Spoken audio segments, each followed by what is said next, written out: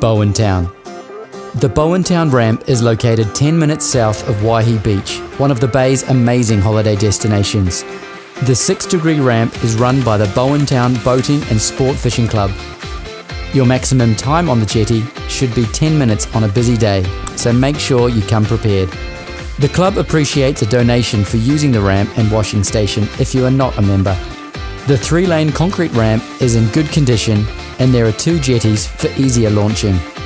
There is parking on the grass area next to the boat club. The Bowentown Boating and Fishing Club has a great menu for lunch or dinner. Check out their latest menu and other information about the club on the below website.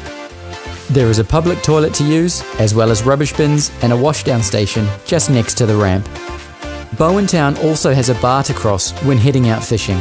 Visit the below website to make yourself familiar with the bar before you head out.